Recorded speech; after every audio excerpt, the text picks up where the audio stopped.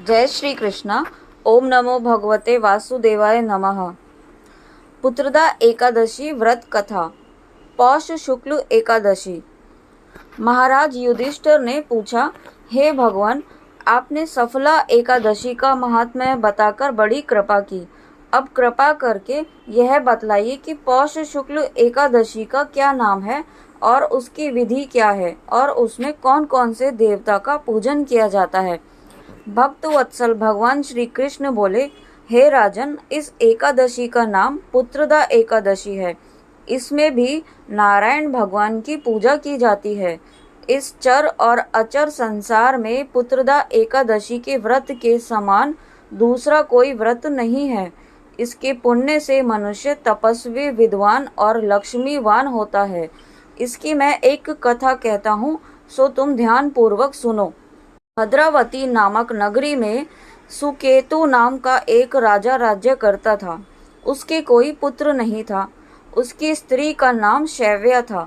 वह निपुत्री होने के कारण सदैव चिंतित रहा करती थी। राजा के पितर भी रो रो कर पिंड लिया करते थे और सोचा करते थे कि इसके बाद हमको कौन पिंड देगा।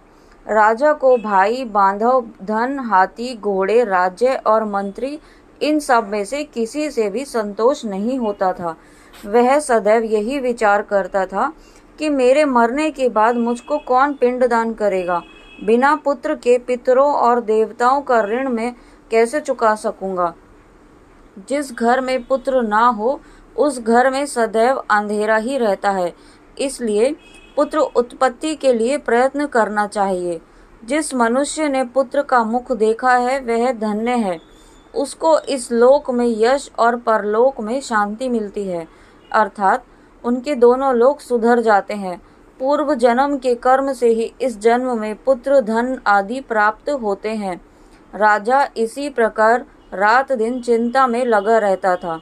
एक समय तो राजा ने अपने शरीर को त्याग देने का ही निश्चय कर लिया, परंतु आत्मघात को महान पाप समझकर उसने ऐसा नहीं किया। एक दिन राजा ऐसे ही विचार करता हुआ अपने घोड़े पर चढ़कर वन को चल दिया तथा पक्षियों और वृक्षों को देखने लगा। उसने देखा कि वन में मृग, व्याघ्र, सूअर, सिंह, बंदर, सर्प आदि सब भ्रमण कर रहे हैं। हाथी अपने बच्चों और हथिनियों के बीच में घूम रहा है। इस वन में कहीं तो गीदड़ अपने कर्कश स्वर में बोल रहे हैं, वहीं उल्लू ध्वनि कर रहे हैं। वन के दृश्यों को देखकर राजा सोच विचार में लग गया। इसी प्रकार आधा दिन बीत गया। वह सोचने लगा कि मैंने कई यज्ञ किए, ब्राह्मणों को स्वादिष्ट भोजन से तृप्त किया, फिर भी मुझको दुख प्राप्त हुआ। क्यों? राजा प्यास के मारे अत्यंत दुखी हो गया और पानी की तलाश में इधर उधर फिरने लगा।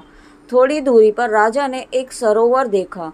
उस सरोवर में कमल खिले थे तथा सारस, हंस, मगरमच्छ आदि विहार कर रहे थे। उस सरोवर के चारों तरफ मुनियों के आश्रम बने हुए थे। उसी समय राजा के दाहिने अंग फड़कने लगे।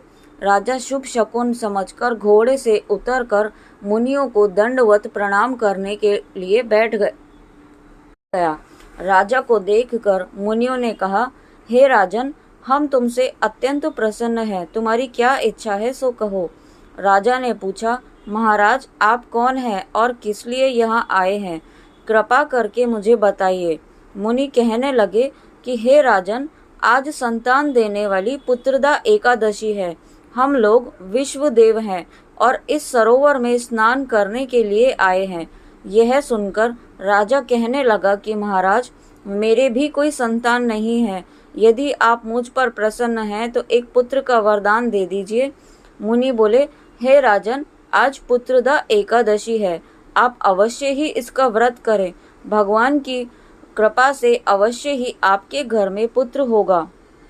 मुनि के वचनों को सुनकर राजा ने उसी दिन एकादशी का व्रत किया और द्वादशी को उसका पारण किया।